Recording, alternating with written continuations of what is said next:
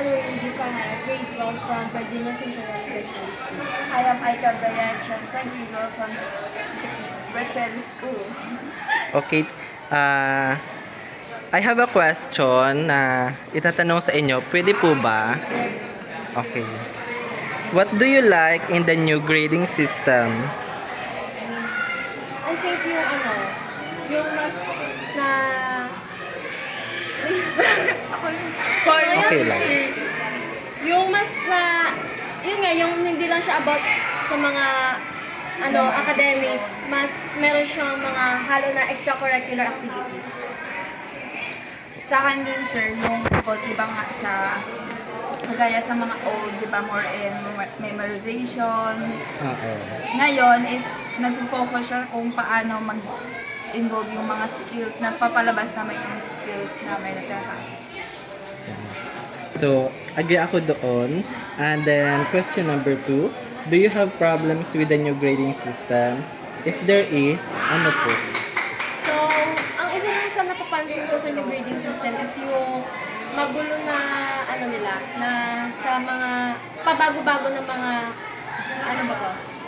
pabago-bago na oras or sa mga activities baga na pinapagawa nila na lagi paiba-iba yearly. sa akin, sir, yung same din sa kanya, sir, na like, kunwari, this sa amin, nag-folk dance kami. Tapos sa ibang year level, sa ibang year naman is parang ang hirap din kasi, sir, kasi parang nag-iiba-iba din talaga yung teaching. Okay. Question number 3. Does the new grading system give you a better picture of your performance? Why or why not? Yung sa akin, sir, di ba nga, sabi ko kanina is, yes, kasi dahil sa yung curriculum, nalalabas namin yung skills na hindi pa namin alam. Yun, unlocking new skills nga. Same. Same How din. about sa feedback na nakukuha ninyo? So, pagdating naman sa feedback, yung mga teacher naman, nagbibigay sila ng criteria, which every time na, may performance, so, after performance, nakakapag-comment sila ng mga dapat namin improve sa performance. Okay. Last question. Which do you prefer, the old or the new grading system? Bakit?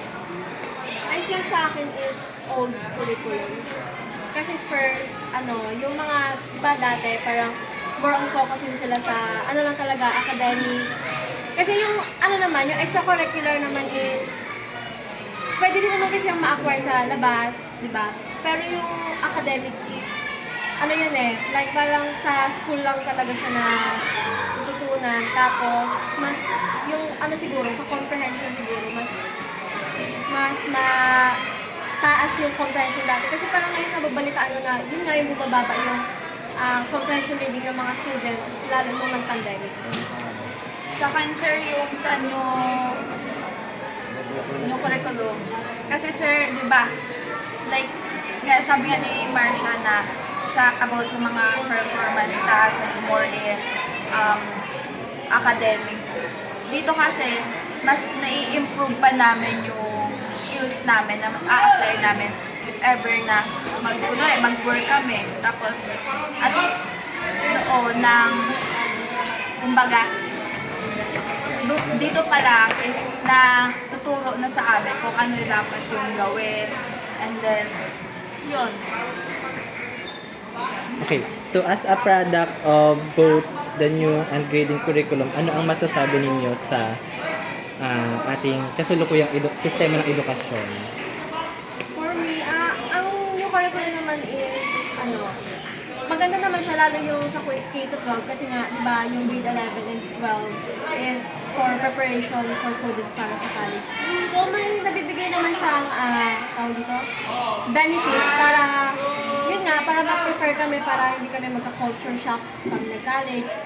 So, for me, okay din yung grade K-12 na new curriculum. Sa iyo po. Sa akin okay naman po kasi ay dahil sabi nga niya na prepare niya din talaga kasi big impact din sa amin yun. Kasi ay at least kahit pa paano nagiging ready kami at hindi na kami nagkaka-culture. Yun lang po at thank you so much. Thank you po.